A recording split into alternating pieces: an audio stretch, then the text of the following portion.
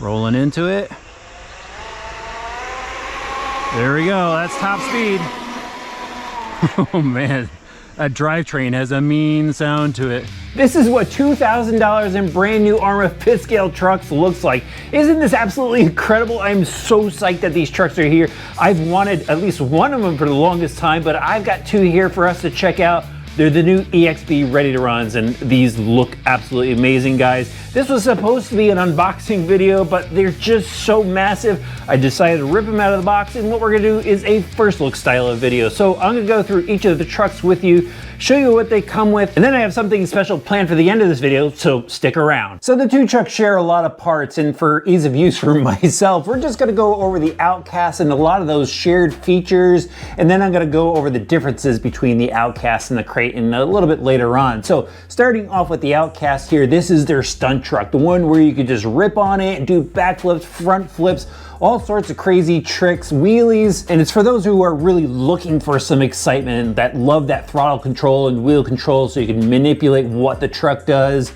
And they have created something really special with the new body graphics. I mean, this absolutely looks awesome. It's all murdered out. We've got matte finish on it, a shiny finish. It's got EXB logos in there. The windows are decals too, but hey, this is a stunt truck. It's not a scaled truck. And then you could see that they have a roll bar system in here and even roof skids, and this is important when you're doing those tricks. It's going to land on the roof a lot, so this is going to take a lot of the abuse because this roll bar here transfers the energy of the impact down to a inner brace setup that goes into the chassis, so it just braces everything. It won't let that body compact or allow any other damage to the inside. They've got tethered body clips on here, body washers, so it's set up to last a bit longer, and this Lexan is a bit thicker. The rear wing on here, it has screws in the top to help prevent it from wearing down. It's got to add a little bit of downforce. There's a wheelie bar right underneath it that's going to help with your wheelies. And they've got a really nice front bumper that has some impact absorption to it, just the way it's built. So this truck is built to bash. They've also updated the tires on this from what I've read, so it looks like they're a bit larger. And then they're mounted to these nice black wheels, and they have the large red anodized hex to hold them down. You are going to have to go and install these tires onto the truck. There's a little bit of assembly to this thing, but anybody can get through it. And this is not exactly a truck where I would say an entry-level person should get into it, although you could go and I think run it on 3S if I saw that correctly, so maybe you can grow into it.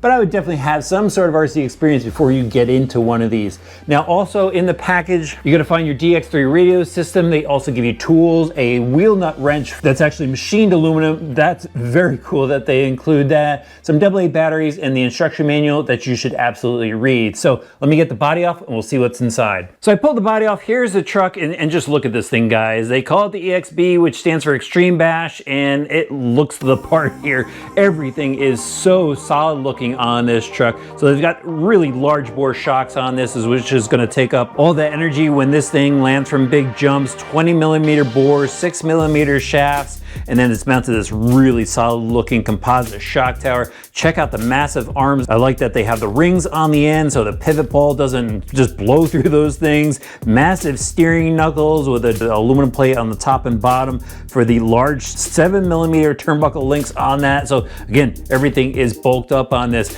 Take a quick peek up front. This is an easy access gear case, so if you need to get at that differential for maintenance or swapping out the oils, you'll be able to do that. Really large CV drive shafts up front, bulky steel out drives. Just love the look of it.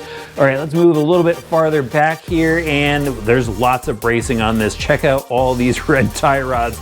So there's a large tie rod in the front, another one that goes down to a EXB brace that's mounted to the center transmission case. That is just an impressive looking piece. It looks like it goes into the motor mount as well. I haven't had one of these in a while, so I'm just getting psyched as I go through it, and please bear with me, but my excitement is genuine. Look at the rear bracing as well, and then they have this lower stamped aluminum brace that goes to the tower, so everything's kind of integrated. The only thing I'm not seeing is any sort of lower brace on the bottom of this, but I'm guessing all the bracing's got to take care of everything up top.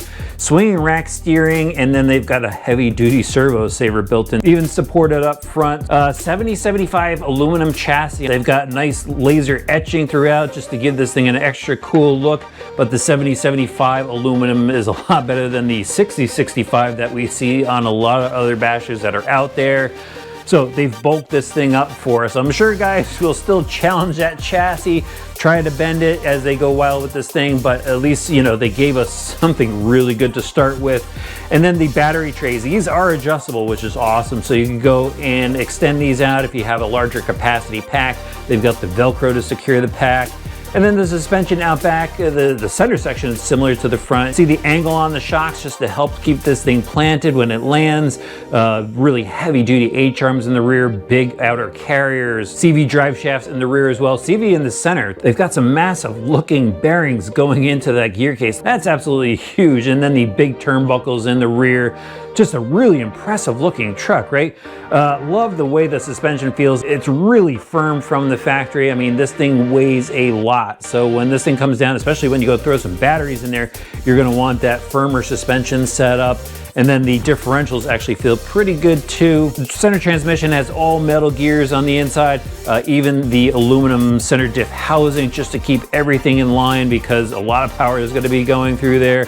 And let's get into these electronics. So as I mentioned, it's got the DX3 radio, but this also has a new 6510 servo, which has more torque than the previous version. The 160 amp Spectrum Black speed controller. This has some additional programmability to it. You could adjust timing and punch. You got an extra cat pack on there, your IC5 plugs, and even a cooling fan. And then over to the motor, this is a new 1100 kV motor, which has some more torque, more power to it, a large heatsink and a cooling fan on it. So I've seen a lot of people talk about their motor already. They're just happy that there is something worthwhile in this truck. I'm so excited to go and power this thing up for the first time, but not just yet. Let's check out some of the differences the Creighton has. So the Creighton AS fits into the truggy category, the truggy styling category. It's got a longer wheelbase to it, and that's going to help with stability. So if you like the handling and driving aspect, this is really the truck for you. The Outcast is for doing stunts, and you know, it's fun to drive all around, but this is your beast built for handling. You can see how the length is really going to help with the stability. Love the lower sleek truggy body, just a mean looking grille on the front of that thing. It also has the two-tone matte black, shiny black finish to it with the EXB logos. They have the tethered body clips, and the body's braced too in the center. And let's take a look at this monster. So they've got the new Copperhead 2 tires on here. Love the Arrma style lugs. We've seen this on a number of their trucks, and it just always seems to work well in all types of conditions. Nice looking wheels, the large hexes, and then a lot of this guys has got to look the same as the Outcast. I'm not going to go over everything. They've got the same style of shock tower and arms, and same in the rear. They've got the heavy duty arms and the big bore shocks. The drivetrain is all bulked up with the metal gears and CV drive shafts, the aluminum center diff casing, and even the electronics are the same as the Outcast. So you've got the higher torque servo, the Spectrum Black 160 ESC, the 1100 kV motor. It has a 6200 AVC Spectrum receiver in there, which means it has the active vehicle control that helps with handling this truck, keeping it under your control where the steering will actually counter steer for you if it's getting sideways. There's a little bit of throttle manipulation, and of course you could go and adjust that. If you don't want it, you'll be able to lock that out. But back to the truck here, the main change to this platform is the longer chassis. It's still a 7075 chassis. Love the etching on the bottom of it. They've got a longer CV drive shaft and then a longer stamped aluminum brace for the rear, and of course longer bracing up front to accommodate the length of the chassis. They also have a different spoiler on this. It's a dual deck high downforce spoiler, and there's plenty of room to grow into this too. A lot of people love modifying these. There's tons of parts out there from like M2C Racing and a lot of other aluminum part manufacturers, and even electronics. If you want to go throw a massive motor in there, they have some provisions here where you can go and take out a little insert so you can put a larger motor in without having to grind and cut up a lot of stuff. They also have the adjustable battery trays in here, so if you want to throw some high capacity stuff in there, you'll be able to do that. So it comes with the DX3 radio system and the tools, that nice aluminum wheel wrench, 4AA batteries. You just got to supply the main batteries and charger to get this thing up and running. So there's the basics about what you need to know about the new EXB ready to runs, and now it's time for something special. Let's go out and speed test them. I'm going to set up the Outcast bone stock with the two 4S packs from Spectrum, and then for the Creighton here, gear, I'm gonna throw in the high-speed pinion gear so we can see how fast these things really go. Okay guys, I'm at the speed run road. A lot of people talk about this road because it's so narrow, but it's long, it's flat, and it allows me to get some speed tests done. So I've got the trucks in the back of the Gladiator. Say goodbye to the Gladiator. It's gonna be on its way to a new home soon, unfortunately, but we're gonna start off with the Outcast because that has the stock gearing, and then they'll switch over to the Creighton, which has the high-speed gearing. And here we go. We'll check the road. Check to make sure it goes straight. Or now it goes straight. Okay, another road check. We'll send it around here. Rolling into it. There we go, that's top speed. Oh man, that drivetrain has a mean sound to it. That's on 8S, of course. And let's see what we got. Man, look at the size of that thing, it's huge. Stop, read. 48 miles an hour, nice. Time to see what the Creighton does with the high-speed gear. We'll hit start. Check the road, we're good. My heart's racing a little bit more at this one. I'm gonna spin it around and roll into it.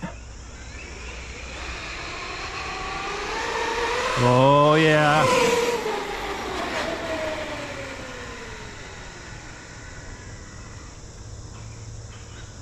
Just cut out on me. That was weird. Huh. That was a hard pull. Not a lot of brake. That's different. Stop. Read. We got 56 out of it. All right, guys, I've swapped out battery packs. Let's see if that fixes it. Send it back down. Just half throttle it. Roll into it. There we go. No, cut out again. The draw is just, I think, too much. I heard the battery alarm go off. Huh. Stop. Read. We hit 57 that time. So, yeah, we got to figure that out, guys. So that was an interesting speed test. I ran the Outcast on 8S. It was 2 Spectrum 4S packs, the 50C versions, and we hit 48 miles an hour, which is a very good speed. And it felt like the truck had a lot of torque, which is gonna be great for when we're doing stunts. Then I went and drove the Creighton, and this had the larger high-speed pinion gear on there. Also ran on 8S, and they were the 100C versions of the battery pack. And as you guys saw, I basically just went down the straight at a half throttle, turned it around, came back, and it fell off on the top end. It felt like there was a voltage cutout. Maybe the amp draw was just too high. Went and actually took the battery packs out of the Outcast, put them into the Creighton just to see if it was a battery issue, and it fell off on the second run. I only did 57 miles an hour on the second run. So there's a little something there that I have to investigate, and I'm going to do that for the RC Driver Online video. These are going to appear on RC Driver Online in 2 different videos. They're not going to be exactly review videos either because you guys have seen this stuff already. So make sure you go to the video description and hit that RC Driver Online subscribe button so you don't miss the follow-up.